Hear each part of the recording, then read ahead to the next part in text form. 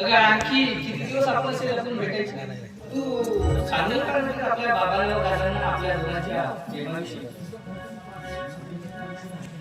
दीपक आणि सांगितले पण खरे तर बाबा अजूनही त्या दुःखातून उभरलेले नाही. आईचा अचानकपणे झालेला मृत्यू त्याच्या काळजावर घाव करून बसलाय. नेहमी आपल्या मनामध्ये तेच विचार करत असतात. आणि वरून दादाचा शिक्षणाचा खर्च आणि सोबत संपूर्ण कुटुंबाची जबाबदारी मला सांभाळावं लागते ना. मग मी आपलाच विचार करून कसं काय चालणार आहे? अगं स्वतःच्या मनाचा विचार कधी करणार आहेस? अगं तू तुझ्या कुटुंबाच्या सुखासाठी आपलं सर्वस्व पणाला लावतेस. अगं केवळ दुसऱ्यांचा विचार करण्यापेक्षा कधीतरी स्वतःच्या मनाचा विचार कर. अगं स्वतःचे शिक्षण, इच्छा, आकांक्षा सगळेच विसरलीस का? होय दीपक. अरे या नियतीचे चक्रवादळ मी फार मोठून गेली आहे. अरे तुलाच ठाऊक आणखी किती काय कसे दिवस बघावं लागतील. तू रागावला नसेल तर तुला एक गोष्ट विचारू का? अगं विचार. अगं वेडे, मी तुझ्या कधी रागावलो का? विचार, काय विचारायचं तू विचार.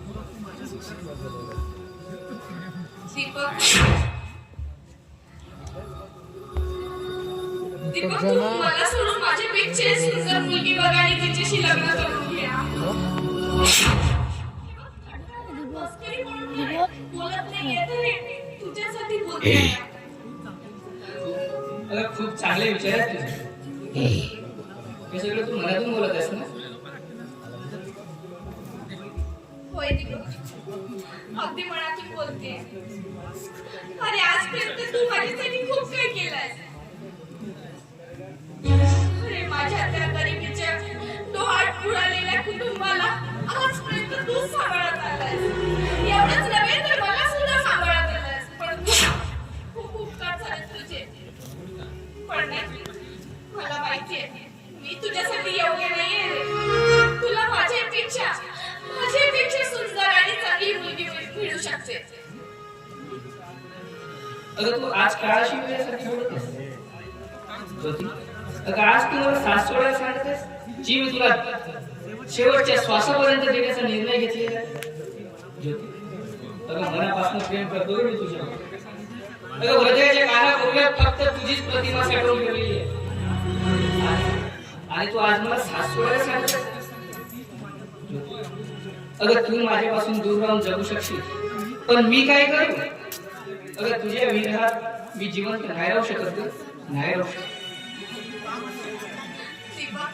दीपक तू का मला अटक धरलायस? अरे मी सांगितले ना की मला लग्न करायचं नाहीये म्हणून. अरे तू समजत काय नाहीये का? अगं वाटलं नव्हतं तुझ्या मनात माझ्या प्रेमाविषयी एवढी आपुलकी आहे. ज्योती, तू मला दूर लोटण्याचा प्रयत्न करतेस ना? तर ठीक आहे, जा तू. काय करणार मी तुला. पण ज्योती, जाताना एक लक्षात ठेव. अगं आयुष्याच्या शेवटच्या श्वासापर्यंत फक्त तुझ्यावरच प्रेम कर. फक्त तुझ्यावर. आलं लक्षात? आता जाऊ शकतेस. अरे दीपक, अरे मनात विचार जरी का केला ना तरी देखील मी तुला सोडून कुठेच जाऊ शकत नाही. अरे मी सुद्धा तुझ्यावर तितकंच प्रेम करतो जितके की तू माझ्यावर करते. पण आजपासून मला तुझे प्रेम नको आहे. हा दीपक तुझ्यासाठी आजपासून मिळावून. दीपक असं नको बोलू. अरे असं बोलून तू माझं हृदय का जळत आहे?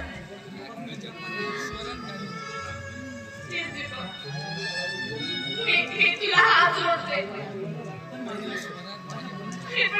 बोलण्याचा एवढा राग मारून घेऊ नको आणि माझा असा तिरस्कार करू नको. ज्योती, आता मी माझा शेवटचा निर्णय घेतलाय कधीही प्रेम न करण्याचा. आणि तुला जायचं आहे ना, मग जा ना. मिळवलंय का तुला? जा, तू जाऊ शकतोस. दीपक का माझ्याशी असं वागतोय? अरे आधीच नशिबाने आमचा समाज आणून ठेवलाय आणि आता तू सुद्धा माझ्यापासून दूर जाण्याचा विचार करतोय. अरे जे काय म्हणाले मी तुझ्यासाठीच बोलले होते ना. होय दीपक, तसं तुझंही बरोबर आहे ना. खरं तर मीच तुझ्या लायकीची नाही. बरं, तुझी पण इच्छा आहे. ठीक आहे ना, येतोय. कुठे जायला निघाली? जीव द्यायला?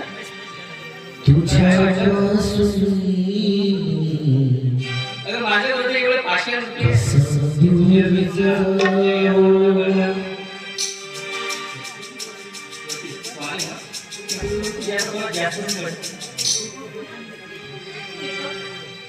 दीपक मला वाचून दे.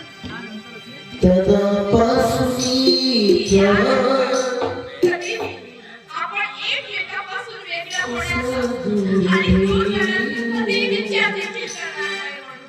दिलं वचन. आता तू हो बाबा. हे दीपक. अरे आता मन मोकळं करण्यासाठी ना तू ते कॉलेजमध्ये एक गीत गायलं माहिती आहे तुला? माहिती आहे ना? प्लीज ते गीत ऐकायला थोडं. ते गीत ऐकण्याची खूप मनापासून इच्छा आहे मला. हो ना. अरे, फक्त तुझ्या.